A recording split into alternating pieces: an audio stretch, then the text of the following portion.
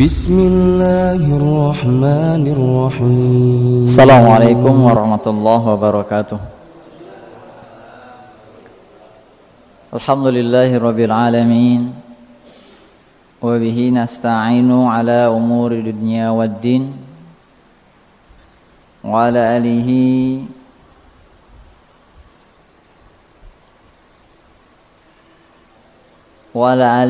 wa sahbihi wa man sara ala nahjihi ila yaumil qiyamah. Asyhadu an la ilaha illallah wahdahu la syarika lah wa asyhadu anna Muhammadan abduhu wa rasuluh.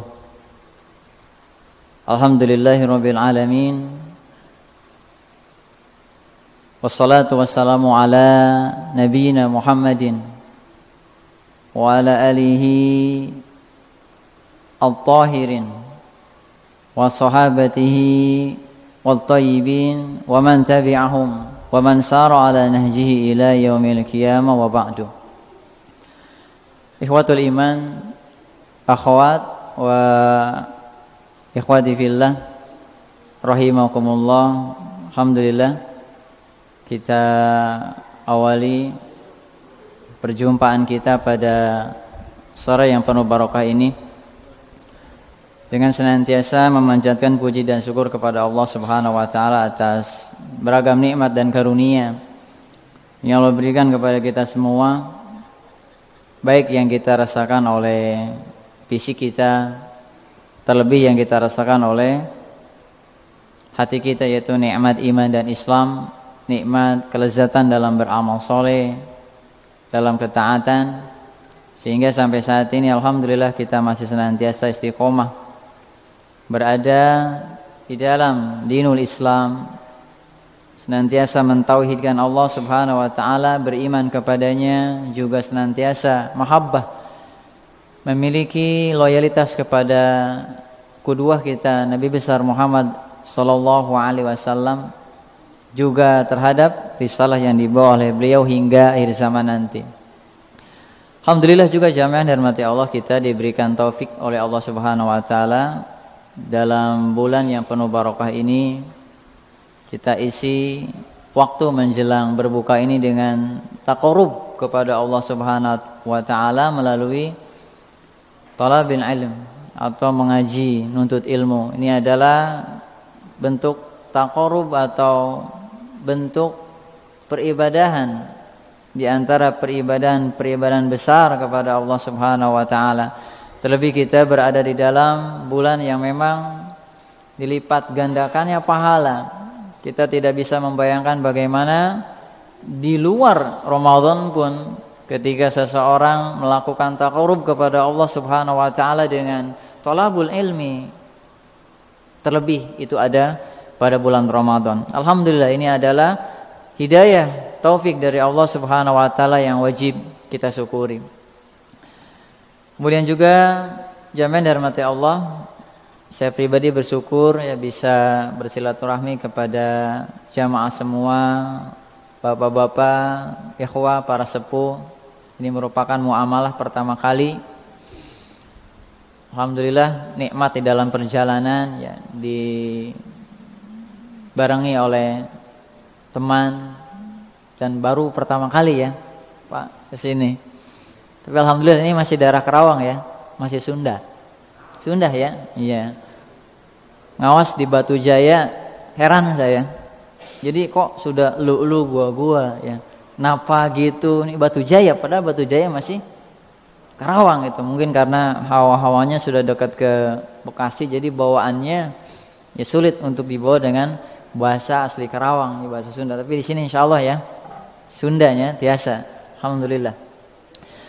Baik, alhamdulillah ini merupakan silaturahmi, mudah-mudahan senantiasa keberkahan menyelimuti kita semua di atas ukhuwah diniyah, imaniyah dan juga manhajiyah. Jamaah yang dirahmati Allah Subhanahu wa taala, insyaallah pada kesempatan sore hari ini sampai menjelang waktu berbuka kita akan sama-sama membahas salah satu memang permasalahan yang krusial dalam bulan Ramadan, itu masalah tematik tapi insya Allah kita mengambil dari beberapa sumber-sumber atau referensi dari kitab-kitab para ulama, yaitu tentang masalah puasa dan juga kualitas ubudiyah. Kita wajib bersyukur kepada Allah Subhanahu wa taala sampai saat ini kita masih diberikan jatah usia lebih, umur yang panjang sehingga bisa berada melewati pada bulan Ramadan. Tentu ini adalah hal yang harus kita optimalkan dalam rangka syukur kepada Allah tersebut. Jadi bukan karena usia kita bertambah, kebetulan kita berhadapan dengan atau berada pada bulan Ramadan, tapi kita seolah tidak mengistimewakannya atau dianggap biasa-biasa saja. Khawatir yang demikian kita tergolong orang-orang yang merugi, yang diharamkan, yang tercegah dari keberkahan bulan Ramadan tersebut. Maka puasa dan kualitas ubudiyah ini perlu kita perjuangkan. Kenapa demikian jamaah? Banyak nukilan dari para ulama, di antaranya Al-Hafiz Ibnu Rajab Al-Hanbali di dalam kitab beliau yang sangat fenomenal membahas masalah bulan-bulan dari bulan-bulan Hijriyah, yaitu Lataiful Ma'arif, di mana beliau mengatakan idza lam yarbah fi hadza syahr fa fi ayyi waqtin yarbah. Kata beliau, jika seseorang tidak bisa menuai keuntungan pada bulan ini, kapan lagi nanti akan memperoleh keuntungan? Artinya keberkahan, keuntungan yang Allah berikan kepada kita berupa ganjaran pahala dan juga menjadi barometer tolak ukur seseorang pada bulan Ramadan. Ketika dia istiqomah, bersemangat, maka itu akan menjadi barometer atau penilaian di bulan-bulan lainnya. Kalau pada bulan Ramadan saja kualitas ibadahnya tidak nampak atau biasa-biasa saja, maka tidak jauh nanti pada bulan Ramadan pun, selain bulan Ramadan pun demikian. Maka tidak salah ketika para ulama memberikan statement ini adalah parameter ketaatan seseorang pada bulan Ramadan. Kemudian juga jamaah yang dirahmati Allah, saking dahsyatnya atau luar biasanya waktu-waktu pada bulan Ramadan, sampai dikatakan oleh Imam Ibnu Jauzi di dalam buku beliau At-Tabsirah, tallahi, demi Allah, idza qila li ahlil kubur, apabila dikatakan kepada ahli kubur yang sudah meninggal, tamannau la tamannau min yaumin Ramadan, maka disuruh mereka berangan-angan, maka pasti mereka akan berangan-angan satu hari saja pada bulan Ramadan. Lihat saking pentingnya waktu yang ada pada bulan Ramadan tersebut. Sehingga jamaah dirahmati Allah, ini adalah keuntungan yang begitu besar yang Allah berikan kepada kita semua, yang harus kita syukuri dengan nikmat usia ini, sebagaimana yang dikatakan oleh Syekh Muhammad bin Shalih Al-Utsaimin di dalam buku beliau Majalis Syahri Ramadan, di mana beliau mengatakan bulughu Ramadan nikmatun kabiratun. Jadi ketika sampai pada bulan Ramadan ini adalah nikmat yang besar. Alaman balaghahu, bagi orang yang sampai kepadanya.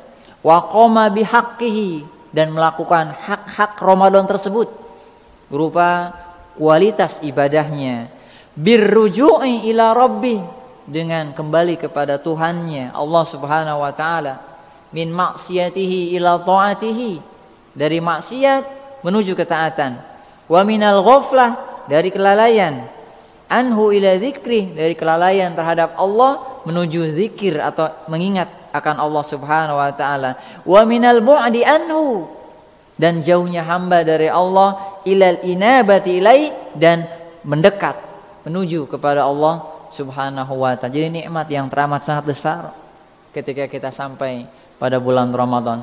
Tinggal kita merealisasikan dari hakikat niat tersebut, karena sejatinya hakikat niat ialah sebagaimana yang dijelaskan oleh para ulama, yaitu yuaddi ilal ta'ah. Seseorang bersyukur kepada Allah sejatinya ialah menyampaikan kepada ketaatan. Jamaah yang dirahmati Allah Subhanahu wa taala, Kita ketahui bahwasanya para ulama menjelaskan yang namanya keberkahan itu ada dua. Sebagaimana yang dijelaskan oleh Syekh Saleh bin Abdul Aziz Al-Utsaimin di dalam buku beliau At-Tamhid ketika membahas masalah tauhid. Keberkahan kata beliau ada dua, yang sifatnya barokatun makaniyah, keberkahan tempat. Yang kedua barokatun zamaniyah, keberkahan yang sifatnya waktu. Keberkahan tempat dan keberkahan waktu ini sifatnya syar'i melalui pendalilan, baik itu dari Allah Subhanahu wa taala ataupun dari Rasulullah sallallahu alaihi wasallam, yang memang ada keistimewaan lebih dari tempat dan waktu tersebut. Untuk apa jamaah dari keberkahan waktu dan tempat tersebut? Untuk memperbanyak ibadah. Itu keberkahan di dalam waktu dan tempat itu untuk memperbanyak ibadah, karena pasti ada spesial ketika kita beribadah di tempat tersebut dan ketika kita beribadah di waktu tersebut, ada spesial yang lebih dari pahala yang Allah berikan, baik segi adat jumlahnya ataupun segi bobotnya. Kita contoh ambil keberkahan yang sifatnya makaniyah, tentu berbeda. Tidak mungkin ada keberkahan khusus ketika sholat di Masjid Al-Halim ini, gak ada. Atau di Masjid Al-Istiqlal, tidak ada. Karena keberkahannya sifatnya umum. Tapi berbeda ketika seseorang beribadah sholat di Masjidil Haram. Itu keberkahan yang Allah berikan secara tempat, di mana sholat di sana setara kan dengan 100.000 kali sholat di masjid yang lain. Di Masjid Nabawi 1000 kalinya, atau di Masjid Al-Aqsa 1/4 dari Masjid Nabawi 250 kali. Ini keberkahan yang sifatnya makaniyah, tempat yang kita disyariatkan untuk memperbanyak ibadah di situ. Makanya jamaah dan Allah, kalau kita mengulas pembelajaran tauhid ini ada kekeliruan. Ada yang menganggap tempat-tempat selain yang memang ditetapkan oleh syariat, seperti tempat-tempat yang dikeramatkan, orang malah bersemangat beribadah di situ. Ternyata itu bertentangan dengan syariat yang Allah ajarkan dan juga Nabi jelaskan.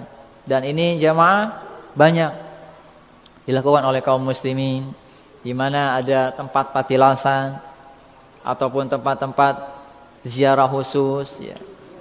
Itu dijadikan sebagai tempat yang diulang-ulang, tempat sebagai Aid, hari raya, ataupun sebagai tempat keberkahan, dikeramatkan sehingga ibadah di situ memiliki nilai religi yang begitu tinggi. Nah, ini adalah suatu kekeliruan. Makanya jamaah, keberkahan itu tempat dan waktu adalah keberkahan yang memang ditetapkan langsung oleh Allah Subhanahu wa taala dan juga melalui lisan Nabi sallallahu alaihi wasallam. Itu keberkahan tempat. Keberkahan waktu, alhamdulillah kita berada di dalam keberkahan waktu itu. Ialah apa? Di bulan Ramadan ini, baik 29 hari ataupun 30 hari, di mana memang tad'iful ajr, dari pelipat gandaan pahala yang Allah berikan, baik secara bilangan ataupun bobotnya, baik 10 kali lipat sampai 700 kali lipat Allah berikan rahmatnya kepada hamba yang memang bersemangat kualitas ibadah pada bulan Ramadan ini. Selain bulan Ramadan juga masih ada di malam Lailatul Qadar. Itu adalah keberkahan yang sifatnya waktu. Ada lagi pada 9 Arafah, puasa 9 Zulhijjah maksudnya, 9 Zulhijjah. Kemudian juga pada Muharram. Ini keberkahan-keberkahan waktu yang ditetapkan oleh syariat, dan kita berlomba untuk senantiasa memperbanyak ibadah pada tempat dan waktu tersebut demi meraih pahala yang berlipat ganda.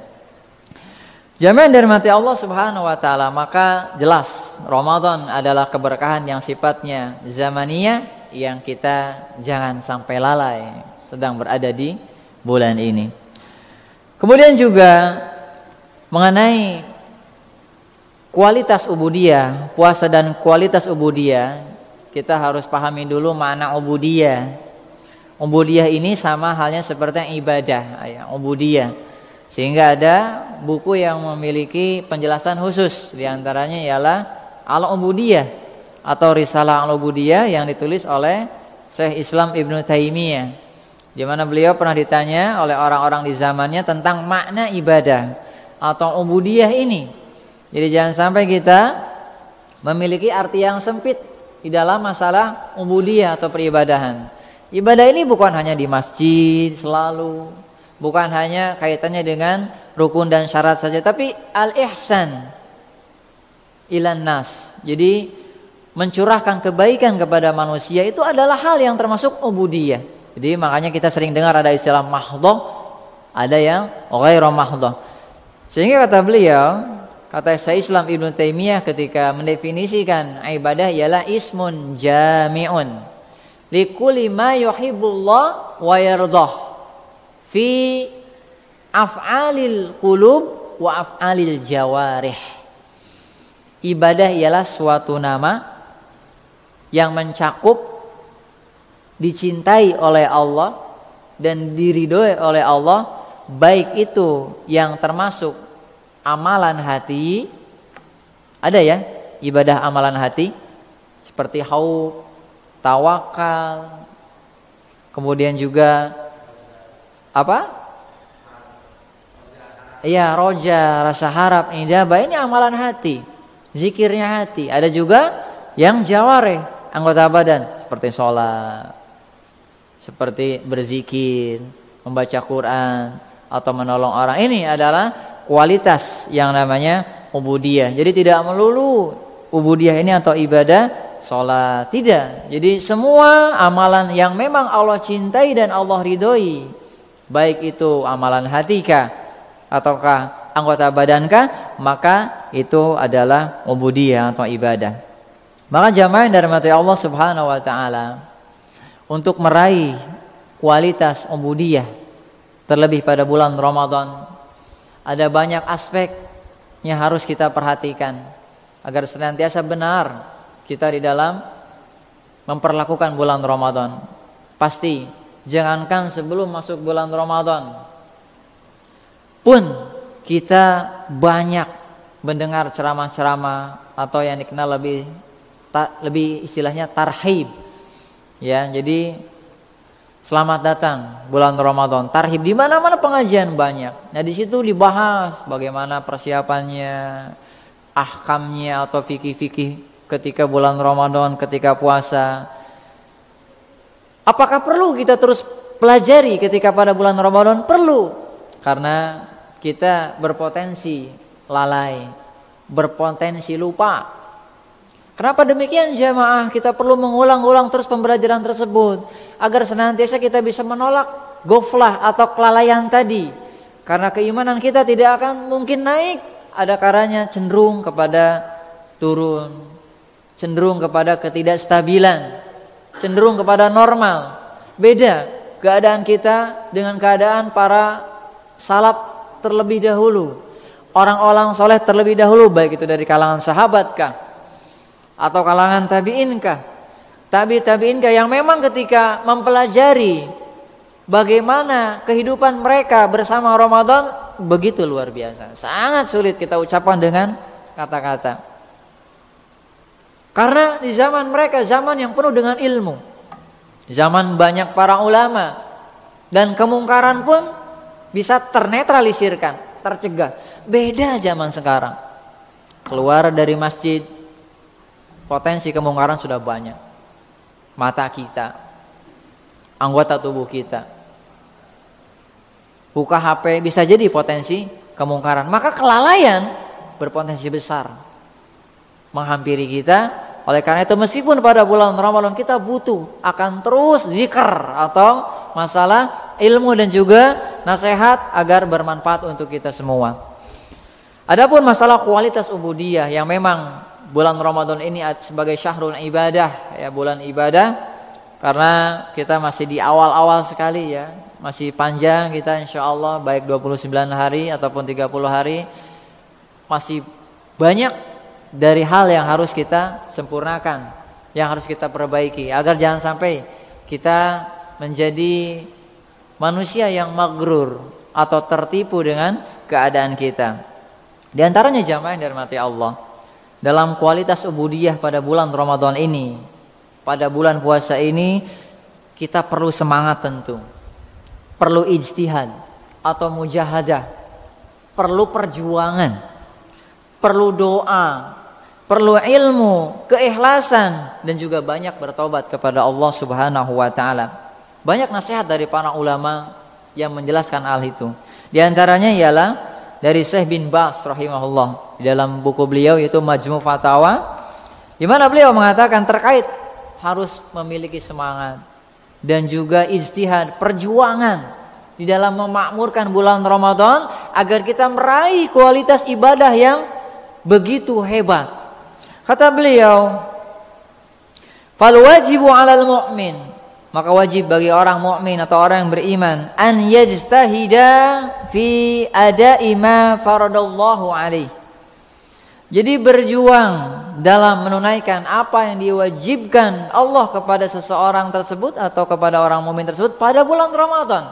Jadi enggak mudah.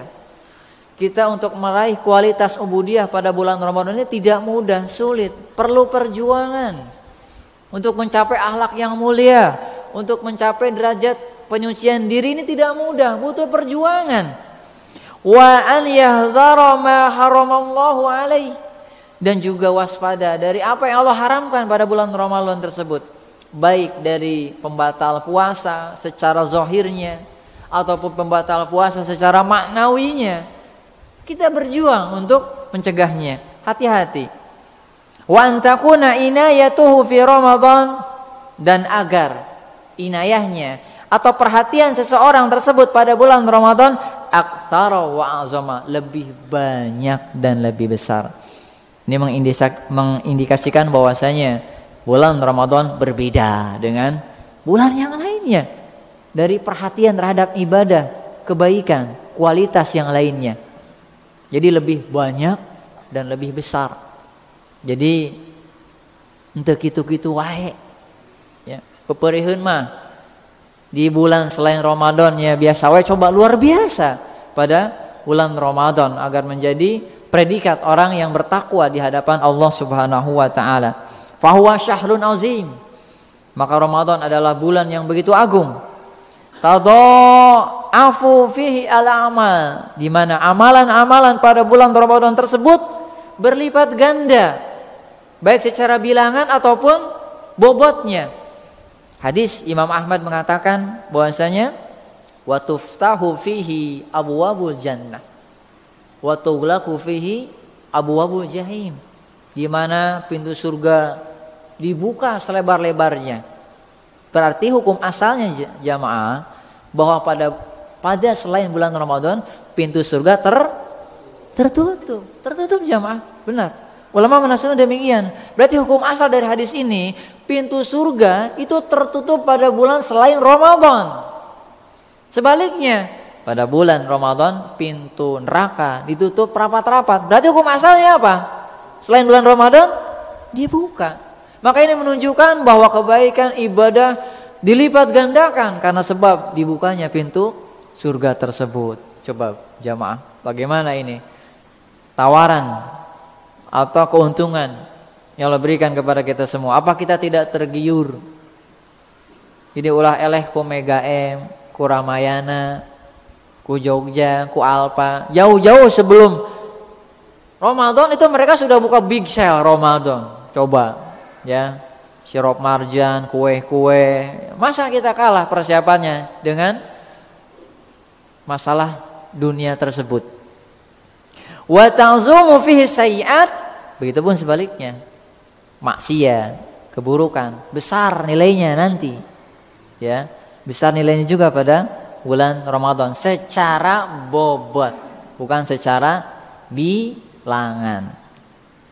Itu perkataan Syekh bin Baz. Nasihat, banyak berjuang untuk meningkatkan kualitas ubudiyah atau ibadah pada bulan Ramadan.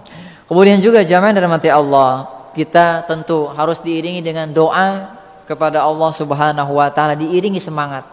Karena tanpa pertolongan dari Allah Subhanahu wa taala, tanpa doa yang kita panjatkan kepadanya, sulit. Inilah, jangan sampai kita menjadi hamba yang magrur atau tertipu karena istiqomahnya kita menjadi ahlul masjid, berada di dalam manhaj agama yang benar, di atas pemahaman sunnah, bisa ngaji, keluarga kita bisa soleh, bisa buni lah. Tahu buni nggak, Pak? Ya, perempuan itu dibunian lah, ya. Itu enggak kan hal yang sulit, jamaah. Ketika misalnya seorang suami menyuruh untuk berpakaian syar'i kepada istrinya, itu luar biasa. Kalau bukan karena Allah berikan taufik, nggak bisa itu. Meskipun sang suami ngaji sehebat mungkin, Allah yang memberikan taufik kepada kita semua. Termasuk hadirnya kita di sini pun adalah berkat pertolongan Allah Subhanahu wa taala, bukan karena kita panitia masjid, pengurus DKM, ataupun ustadz, ataupun tawakal, bukan jamaah. Tapi karena Allah, hidayah dan taufik dari Allah Subhanahu wa taala itu melalui doa, melalui semangat kita. Sehingga dalam hadis yang dikeluarkan oleh Imam Abu Daud, kata Nabi kita, ihris ala ma yanfa'uk wasta'in billah wala ta'jiz.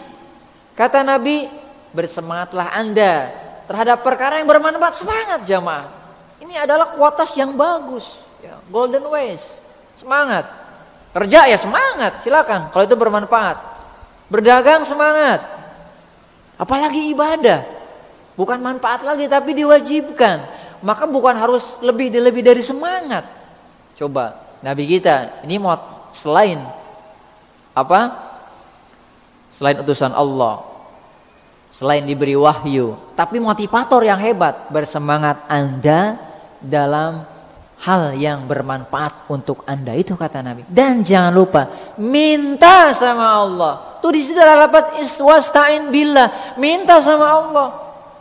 Kenapa? Karena semangat kita yang dibangun bisa menunaikan peribadahan, ketaatan, atau bisa melakukan hal-hal yang bermanfaat untuk kita, itu adalah berkat pertolongan Allah. Bukan karena kita pintar, kita karena piawai, pintar ngatur orang, mengurus sesuatu, bukan jamaah. Itu karena rahmat, pertolongan, taufik dari Allah Subhanahu wa taala yang diberikan kepada kita.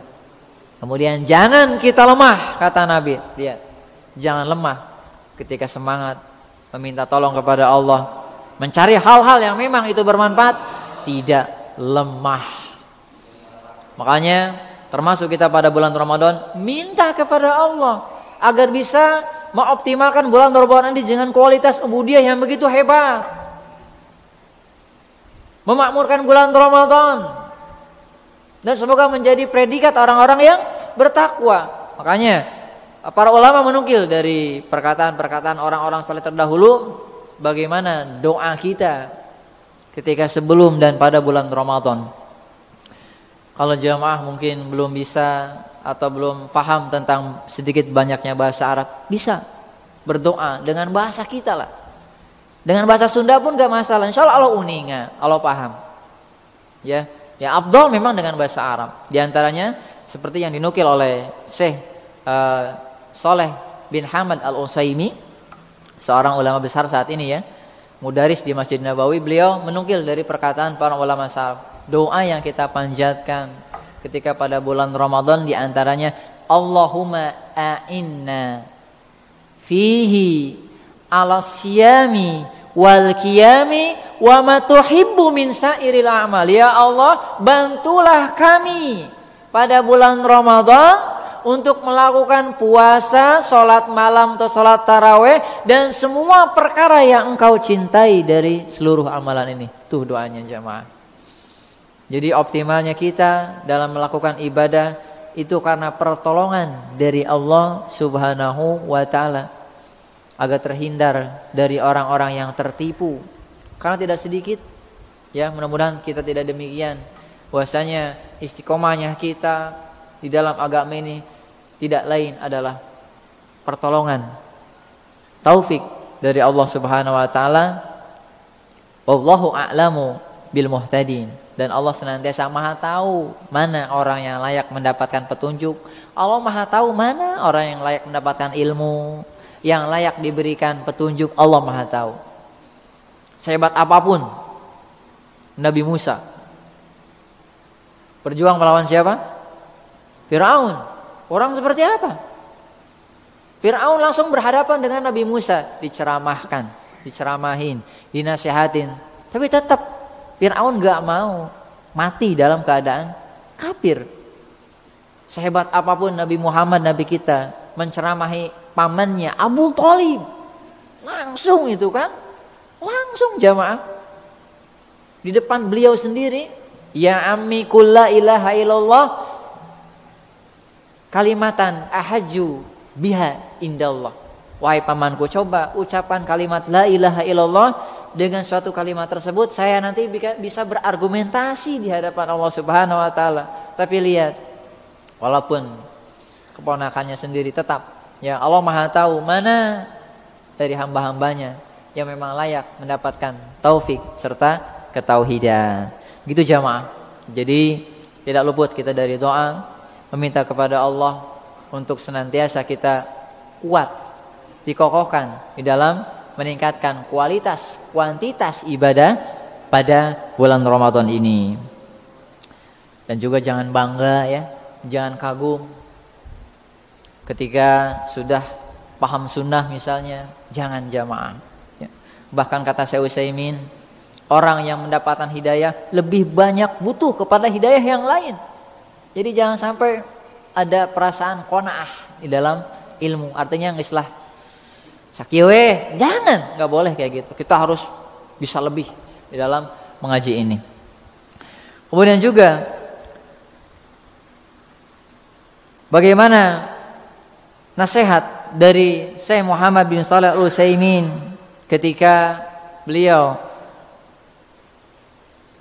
mengucapkan di dalam bukunya Majalis Sahri Ramadan terkait perihal seseorang agar senantiasa mendapatkan kemuliaan atau keutamaan pada bulan Ramadan.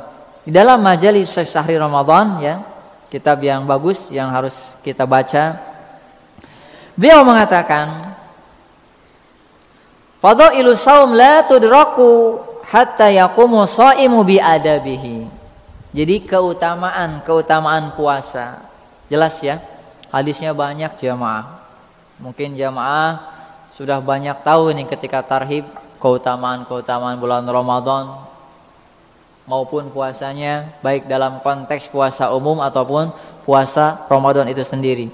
Keutamaan puasa tidak akan bisa dicapai oleh seseorang sampai orang yang puasa tersebut bisa melakukan adab puasa itu sendiri. Terkait masalah adab, ini ilmu atau hukum-hukumnya. Jadi memang harus kita bahas secara ahkam ya, ahkam, tapi globalnya insya Allah kita dan jamaah sudah paham tentunya mengenai adab-adab pada bulan Ramadan bagi orang-orang yang puasa, agar memang puasanya mendapatkan kualitas yang baik, terhindar dari pengurangan atau penghilangan pahala. Fajtahidu fi itqani siyamikum. Maka kata beliau, berjuanglah kalian di dalam mengkualitaskan puasa kalian. Wa hifzi hududihi, dan menjaga larangan-larangan puasa tersebut. Baik larangan itu yang memang datang dari Allah Subhanahu wa taala yang harus kita hindari, yang bisa merusak, mufsidat atau mufsirat, perusak atau pembatalnya. Contoh misalnya hubungan suami istri atau berjima pada siang harinya, kemudian makan dan minum dengan disengaja, itu pembatal yang sifatnya konkret. Ada lagi pembatal yang sifatnya abstrak, artinya bisa mengikis secara maknawi arti dari puasa itu sendiri. Karena puasa sejatinya adalah bukan hanya lapar dan dahaga saja, bisa menahan lisannya, tidak gibah, tidak menggunjing, atau tidak berkata kotor, mengadu domba. Mata ini terjaga, tidak dihabiskan dengan media sosial terus. atau menghindarkan hal-hal yang tidak layak atau tidak pantas untuk dilihat. Itu adalah larangan-larangan yang harus dihindari agar senantiasa kita berkualitas di dalam saum tersebut atau ibadah puasa tersebut. Wa tubu ila rabbikum min taqsirikum fi dzalika, maka ada yang bagus kata beliau, dan bertobatlah kalian kepada Allah dengan sebab kekurangan atau kelalaian kalian. Lihat jemaah, potensi kurang atau lalai besar kita alami pada bulan Ramadan. Maka kata beliau, tutuplah dengan banyak beristighfar dan banyak bertobat pada bulan Ramadan. Jadi jangan lepas-lepas kita di dalam beribadah. Sebagaimana yang dijelaskan dalam hadis Imam Ahmad ketika beliau ditanya oleh para sahabat, ayu shaimina a'zamu ajran, wahai Rasulullah, orang-orang puasa yang seperti apa yang pahalanya besar? Maka kata Nabi dijawab, aktsaruhum lillahi dzikran, yang paling banyak zikirnya kepada Allah. Tuh lihat, di dalam keadaan puasa kita harus banyak berzikir demi kualitas ibadah puasa tersebut. Zikir baik itu tasbih atau wirid ataupun istighfar secara umum, secara khusus ya, atau secara umum bisa dengan tilawatul Quran. Intinya kita dalam keadaan puasa, siangnya, sorenya ataupun menjelang buka puasa, senantiasa lisan ini basah dengan berzikir kepada Allah Subhanahu wa taala. Kemudian juga perkara taubat ini harus senantiasa kita lakukan secara kontinu. Tidak mesti taubat menunggu dosa besar, tidak jamaah. Bahkan dosa kecil pun wajib kita taubati. Sebagaimana yang dijelaskan oleh Imam Nawawi di dalam buku beliau Al-Minhaj ketika mensarah kitab Imam Muslim, hadis Muslim, di mana Nabi kita mengatakan di dalam hadis Bukhari dan Muslim, perkara istighfar dan taubat ini, ya ayuhan nas, tubu ilallah fa ini atubu ilaihi kulla yaum mi'ata marrah. Wahai manusia, bertobatlah kepada Allah, karena aku ini bertobat kepada Allah dalam satu hari 100 kali jamaah. Bertobat dan istighfar ini hal yang beriringan, istighfar dan tobat. Lihat, istighfarnya beliau, bertobatnya beliau 100 kali di dalam sehari. Padahal beliau adalah orang yang dimaksum, orang yang diingatkan oleh Allah ketika berbuat salah. Beliau adalah orang yang paling bertakwa, orang yang terbaik ibadahnya dari manusia yang lainnya, dan orang yang pertama kali nanti yang akan membuka pintu surga. Dan dalam lafaz Imam Muslim, wallahi inni atubu ilallah wa astaghfiruh fi kulli yaum 70 marrah. Demi Allah, saya beristighfar dan bertobat kepada Allah seharinya 70 kali. Jadi tidak bertuburukan antara 70 dan 100 kali. Lihat pengajaran Nabi kita sallallahu alaihi wasallam. Jadi inti dari banyak beristighfar, banyak bertobat ini agar kita senantiasa tersucikan hati dari dosa. Karena tempatnya ketaatan, tempatnya takwa kan di dada, di hati. Maka hati ini ibarat bejana. Kalau bejana bersih, pasti logika kita akan menyimpan makanan pun di tempat yang bersih. Kita akan menyimpan nasi atau menyimpan makanan yang siap saji di tempat atau piring nampan yang bersih pula. Tidak mungkin di tempat yang kotor. Sekalipun kotor pasti kita akan lap dulu, bersihkan dulu. Tidak mungkin kita menaruh makanan di tempat yang kotor, nggak mungkin. Itu pun hati. Ketika hati bersih, maka yang datang pun adalah hal yang bersih, ketaatan, ibadah, amal soleh, zikir kepada Allah. Begitupun sebaliknya, ketika hati kotor, maka yang datang pun yang kotor pula. Perkataan atau lisan yang kotor, pandangan yang serapah, atau perbuatan-perbuatan yang memang tidak ada faedahnya, itu adalah sebab hati yang kotor. Maka jamaah yang dirahmati Allah, kualitas ubudiyah baik di luar Ramadan ataupun pada bulan Ramadan tidak terlepas dari ikhlas dan ilmu. Itu yang harus kita perhatikan. Karena ikhlas dan ilmu ini selain memang menjadi sebab beruntung atau suksesnya amalan seorang hamba dan juga diterima oleh Allah Subhanahu wa taala. Ikhlas dan ilmu ini memang Allah jelaskan dalam surat Al-Mulk ayat 2. Kata Allah, "Alladzi khalaqal mauta wal hayata liyabluwakum ayyukum ahsanu amala wa huwal azizul ghafur." Jadi di mana Allah menciptakan hidup dan mati agar Allah menguji kalian mana yang terbaik amalannya. Sehingga tafsir dari hadis ini sebagaimana dijelaskan oleh para mufassirin, di antaranya Imam Al-Baghawi di dalam bukunya Ma'alimut Tanzil, beliau menukil dari perkataan Fudail bin Iyad. Kata Fudail bin Iyad ketika menafsirkan ayat ini, yaitu yang memang ahsanu amala, amalannya paling baik. Ini yang menjadi barometer kita, bukan aktsaru amala, bukan amalannya banyak. Begitupun pada bulan Ramadan. Jadi selain kualitas, tentu kuantitas, ya. Kualitas ilmu itu kata Fudail bin Iyad di dalam menafsirkan ayat ini ialah ikhlas dan juga mutabaah. Ikhlas urusannya dengan Allah Subhanahu wa taala, di mana maksudnya jelas untuk Allah ibadah ini. Ikhlas bukan tanpa pamrih jamaah. Walaupun memang benar, tapi ikhlas di sini lebih ke arah tauhid. Itu apa? Al-ijtinab anisyirki. Ikhlas seseorang itu jauh dari kesyirikan.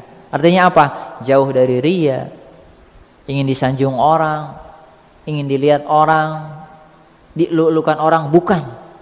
Jadi ikhlas ialah menjauhkan hal itu semua. Artinya menjauhkan kesyirikan, di mana peribadahan murni untuk Allah Subhanahu wa taala. Maksudnya ialah taqarrub kepada Allah Subhanahu wa taala. Kemudian al-khalis idza kana lillah, kata beliau, di mana ikhlas ialah untuk Allah. Was-shawab, dan amalan ini benar, di mana idza kana ala sunnah, amalan itu dikatakan benar apabila sesuai dengan mutabaah, artinya sesuai dengan sunnah Nabi Sallallahu Alaihi Wasallam. Ini yang harus kita tekankan, di mana ikhlas dan benar. Ikhlas untuk Allah di dalam kualitas ibadah dan benar sesuai tuntunan Rasulullah Sallallahu Alaihi Wasallam. Sehingga dijelaskan pula oleh Syekh Saleh bin Al-Utsaimin di dalam buku beliau ketika menjelaskan kitab Ushul Salasah, ilmu ini ialah imamnya amal, petunjuknya amal. Maka seseorang apabila beramal di atas ilmu, meskipun amalannya sedikit, berkahnya banyak. Jamaah, diperhatikan. Al-iqtisad, jadi sederhana dalam sunnah, sederhana dalam beramal, tapi amalan tersebut dibangun di atas ilmu yang benar, berkahnya luar biasa. Meskipun amalannya kecil, amalannya sedikit, kita tempatkan pada bulan Ramadan hal itu. Saum kita, tilawah Quran kita, wirid kita, perbuatan kebaikan kita, itu harus senantiasa dibangun di atas ilmu, dibangun di atas ilmu dan keikhlasan, agar memang keberkahannya banyak dan lebih banyak lagi ketika pada bulan Ramadan. Tidak sedikit jamaah kaum muslimin yang memang melakukan peribadahan atau puasa ini tidak dibangun di atas ilmu, sehingga puasanya rusak atau pahalanya berkurang, ataupun salat tarawihnya berkurang juga, bahkan tidak ada nilai dalam salat tarawih. Masih banyak ya, itu ada di Jawa Timur yang salat tarawih begitu cepat sampai hilang tumaninahnya, rukunnya cepat, sujudnya cepat, karena menghilangkan tumaninah. Sedangkan tumaninah adalah bagian rukun yang tidak boleh dihilangkan. Hilang rukun berarti hilang juga dari nilai sholat tersebut. Alhamdulillah ya, Pak Haji di sini, iya ya, diringankan. Bukan berarti cepat, ringan tidak berarti cepat, tapi ringan, santai. Karena tarawih ini adalah tarawih. Apa itu tarawih? Salat santai. Tarawih itu kan tarwih. Ya, kalau kita belajar bahasa Arab, tarwih itu santai. Artinya dulu ketika zaman sahabat, ketika sholat tarawih 1 rakaat, 2 rakaat, salam, kemudian 4 rakaat, santai, semacam itu. Ya, tapi jangan diterapkan santainya lama-lama di sini, ya karena banyak orang yang kerja, banyak yang keperluan, santainya sampai setengah jam ya jangan, ya. Ya kita sesuai kondisi jamaah. Yang penting santainya tumaninahnya itu. Kemudian juga begitu pun sebaliknya, ketika ilmu dihilangkan dalam beramal, artinya beramal tanpa ilmu, terutama dalam masalah ibadah yang memang tuntunannya syariat, maka kata beliau meskipun dia banyak melakukan ibadah tapi ilmunya enggak ada, keberkahannya sedikit. Ya, jadi ibadah tidak dilandasi dengan keberkahannya sangat sedikit dan tidak ada di dalam jalan keselamatan. Makanya ilmu itu kata beliau fi ghayatim muhimmah, di puncak kearjenan. Huwa yusahihul ibadah wa yusahihul akidah wa yusahihul qalba, di mana ilmu adalah akan membenarkan akidah seseorang, ilmu akan membenarkan ibadah seseorang, dan ilmu akan membenarkan hati seseorang. Maka kualitas ibadah terlebih pada bulan Ramadan harus ditopang oleh ikhlas dan ilmu. Kita pelajari ini. Karena ikhlas ini bukan perkara yang enteng, berat jamaah, sangat berat. Bahkan para ulama menjelaskan sulit bagi orang soleh untuk terhindar dari sifat ria. Sangat sulit jamaah. Ya, sangat sulit. Makanya kita meminta kepada Allah, berdoa agar senantiasa terselamatkan dari ria ini. Sehingga dalam beramal kita selamat benar, ikhlas dan sesuai ilmunya. Kemudian juga perhatikan kualitas iman dan ketauhidan. Dijelaskan dalam hadis Imam Bukhari dan Muslim yang menjadi landasan dalam ibadah Ramadan, yaitu puasa dan sholat. Artinya sholat malam ya, sholat Ramadan, qiyam Ramadan berarti tarawih. Kata Nabi kita SAW, man soma atau man qoma, hadisnya sama, cuma beda soma dan qomanya. Man soma au man qoma ramadhana imanan wa ihtisaban ghufira lahu ma taqaddama min dzanbi. Kata Nabi kita, siapa yang berpuasa dan siapa yang sholat malam pada bulan Ramadan dengan iman dan ihtisab, maka nanti akan diampuni dosa yang telah dulu. Kita kutip iman. Perhatikan lafaz iman jamaah. Iman di dalam istilah syar'i yaitu al-i'tiqad as-sahih. Iman ini ialah keyakinan akidah yang benar, tauhid yang benar. Tidak akan bermanfaat atau berguna amalan seseorang sehebat apapun tapi imannya atau tauhidnya rusak. Maka upgrade terus tauhid kita, keimanan kita kepada Allah agar senantiasa tauhid ini, iman ini yang akan nanti mengkualitaskan amalan apapun di hadapan Allah Subhanahu wa taala. Nauzubillah. Kalau kufur ya hilang semuanya. Kalau terpapar riya, terpapar sum'ah, hilang amalan yang dilakukan. Itu lafaz iman. Dan juga iman di sini ialah mengimani bahwa syariat salat tarawih, syariat syariat puasa tersebut adalah bagian dari syariat yang Allah turunkan kepada kita semua. Kemudian ihtisab. Ihtisab ini yaitu talabul ajri minallah. Lafaz ihtisab ialah mencari pahala dari Allah Subhanahu wa taala. Artinya ikhlas karena Allah di dalam melakukan amalan puasa ataupun sholat Ramadan tersebut. Maka dalam hadis ini dibolehkan, tidak apa-apa kita beribadah mencari pahala, boleh jamaah, tidak apa-apa karena jelas hadisnya. Ihtisab itu thalabul ajri minallah, mencari pahala dari Allah Subhanahu wa taala. Tidak seperti ada tarekat yang mengatakan enggak boleh ibadah mencari pahala. Ini keliru sekali. Ini tarekat ini ya, tarekat Sufi ya kalau tidak salah, tasawuf ya. Yang tasawufnya keluar dari koridor sunnah. Jadi mereka mengatakan tidak boleh pahala beribadah mencari pahala. Nah, diampuni dosanya oleh Allah yang terdahulu. Sebagian ulama mengatakan dosa-dosa besar juga diampuni.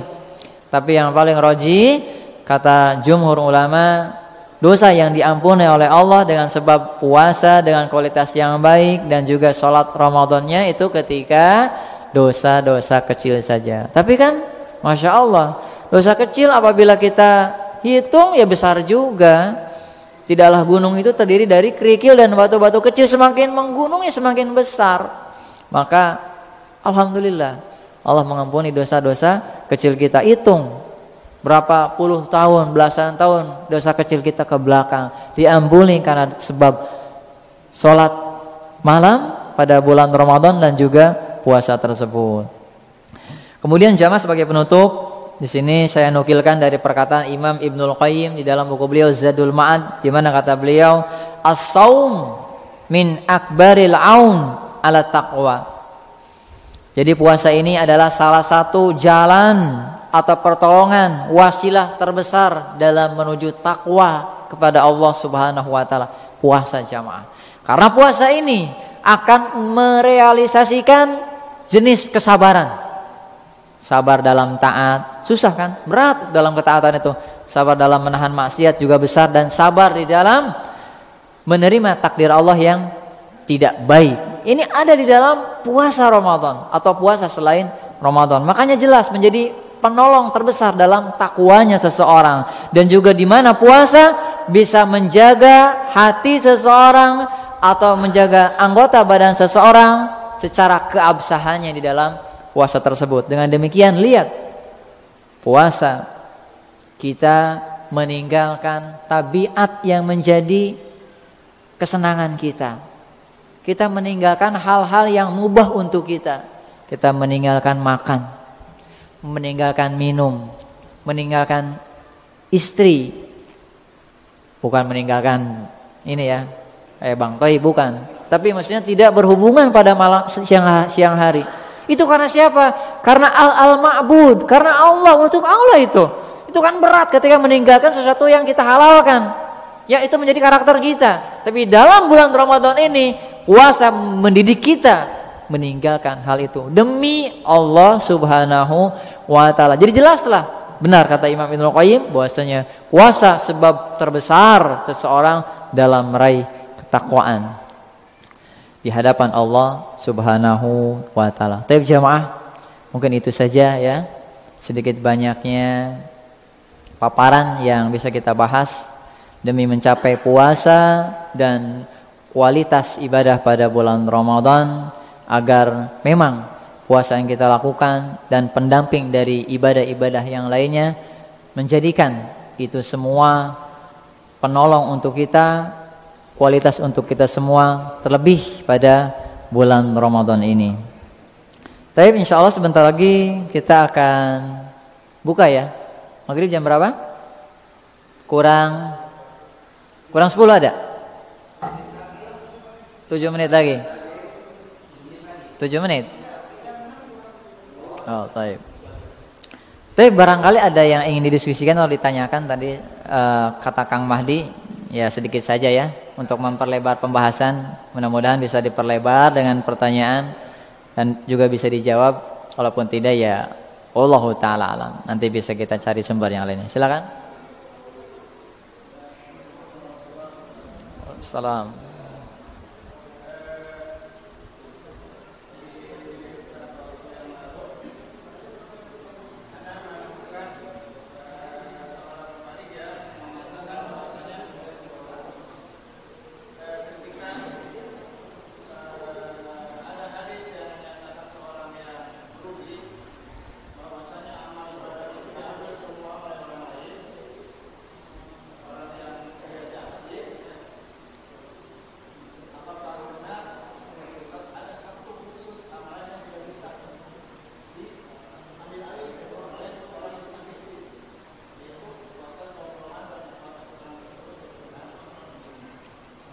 Baik, jamaah yang dirahmati Allah Subhanahu wa taala.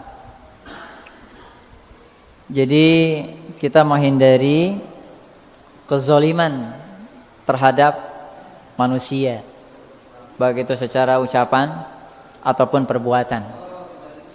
Dan ini nanti akan disidang nanti di hadapan Allah Subhanahu wa taala. Kalau tidak ada penghalalan di dunia, maka berlanjut di akhirat, dan di akhirat ini besar, ya.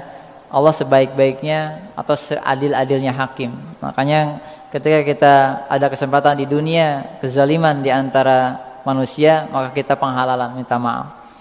Terkait memang benar, bahkan dinukil dari perkataan salaf, di antaranya Imam Hasan Basri, bahwasanya seseorang puasa kemudian tilawah wiridnya, tapi ketika dia tidak menjaga lisannya atau tidak menjaga hak-hak orang lain atau berbuat kezaliman, maka itu sia-sia saja, kata Hasan Al-Basri. Mungkin perkataan tadi, ya, dari perkataan, ada itu kalau tidak salah, siapa ya? Tadi dulu, coba di sini ada nggak?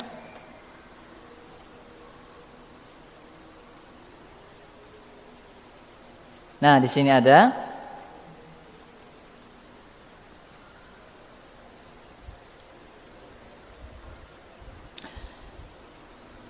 Di dalam riwayat Imam Baihaqi, ini tafsiran para ulama dari perkataan Sufyan bin Uyainah, seorang tabi'in besar.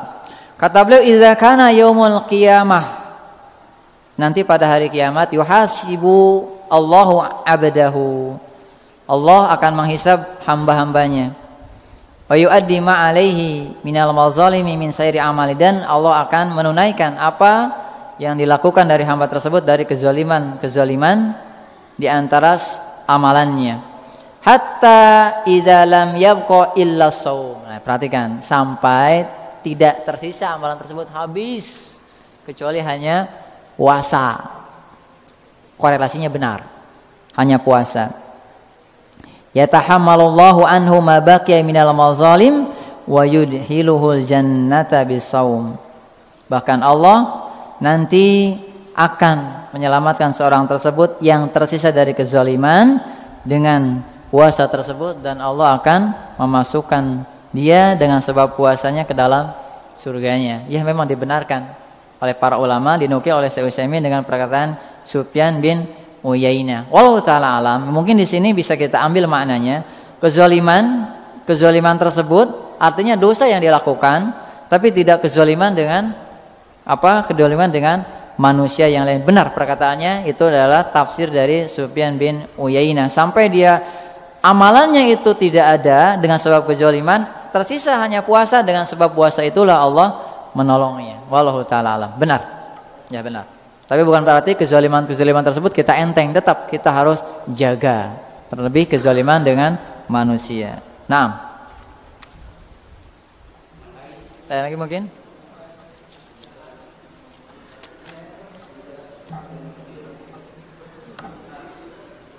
Ya, silakan satu lagi aja ya. Salam.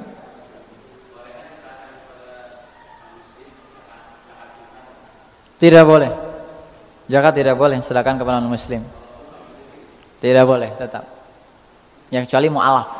Jadi yang dibujuk mau masuk Islam dan sudah masuk Islam baru boleh. Tidak boleh ya. Zakat fitrah itu hak untuk kaum muslimin, fuqara wal masakin.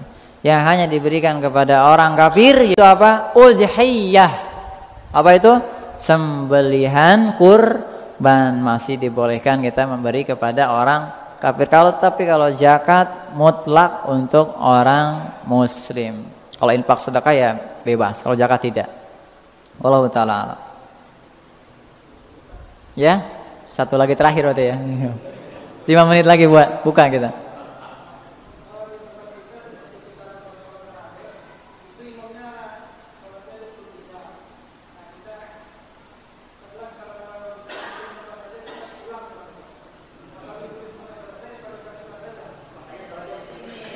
Ya.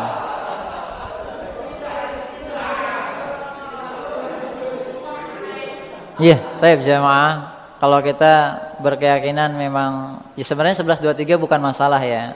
Bukan masalah, benar. Boleh.